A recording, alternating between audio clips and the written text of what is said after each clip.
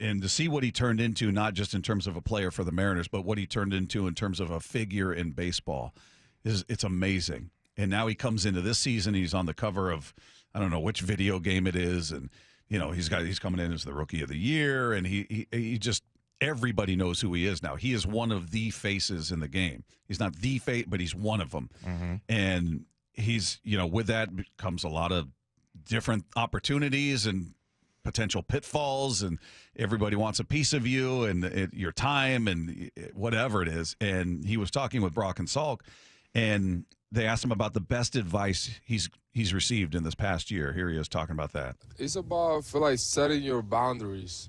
I feel like that's something that I learned throughout the off season too. I feel that's something that's huge. I feel like people don't really realize how important it is. Kind of setting your boundaries, setting what's important for you, setting what's making sure people know what's your priority. And if they don't respect that, then they don't respect you and they don't respect your dreams. Yeah. So people that respect you and that care about you and that love you, then you express that to them, they're going to be like, okay, go on and keep doing your thing. People that don't, that they think about themselves and they're selfish, they're going to be mad about that. So I feel like that's something that I really learned, and I hope a lot of people out there learn that too. Set your boundaries, set your priorities, and stick to your ways, stick to your dreams, and don't let anybody get in the middle of that. Wow. That's impressive. Yeah. I would make fun of Brock, except I do the same thing. Oh, really? Yesterday it was, it was more of an exaggerate, Yeah, but I mean, he's sitting right there looking at Julio, and I got to imagine, usually that means something's going good. When the interview's going good, when you're going, I can't contain yourself. But that does not sound like a 22-year-old guy.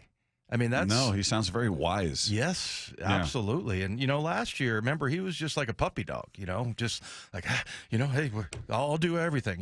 He went over and there was some tweet where he took a picture with somebody, a fan or something. Yeah, he's a bunch of those, and he's running around doing all of these different things. And, at the time we're like, okay, this guy, he's doing it right. He's cool about it. And now all of a sudden, you worry about him. And that's something we talked about a lot last year, was that going into the offseason, kind of, everybody's going to want a piece of Julio in some way, shape, or form. And, that's something that's really important to manage. And he's getting some good advice there, obviously, because, like I said, he sounded like a 50-year-old man. Yeah, he sounded like just a sage, old, wise guy who's been in this game. Talking. Here's what I tell the young guys. And he just turned 22 at the end of December. Yeah, I like that he said that. Yeah, here he is talking about Ichiro gave him advice on handling the attention. Obviously, Ichiro had the advantage of the language barrier. It's a disadvantage and an advantage, to where people weren't going to approach him as much as they would to somebody who speaks English fluently. That was his sort of wall he could hide behind if he wanted to. Ichiro talking about. Julio doesn't really have that luxury, so here's the advice that Ichiro gave him. I talked to Ichiro about it. I was curious, and I asked the question, and he basically said things along the line that people might look at you different, but you can never look at yourself different. And that's, whenever he told me that, I kind of clicked in my head. It's like, okay, whoever wants to see me different because of what I'm doing on the field, what I'm doing off the field, or whatever, that's their deal. And the way that I look at myself, and the way that I go about my work, and the way that I go about my practice, about my preparation, all that, that's my deal, and that's my choice. And that cannot be impacted by anybody, or by any other way that the people is looking at me. So I feel like whenever he said that, it kind of shocked me.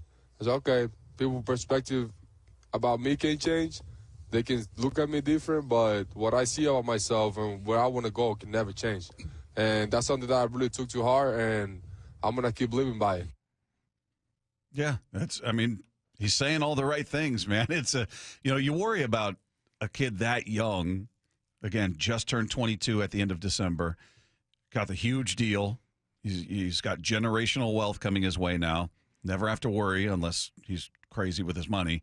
But, how do you handle it? You've talked about, man, people get weird when they get a lot of money and they get this kind of fame and attention. And he's getting it so fast. 1 year in the league. He's already signed a decade-plus long deal.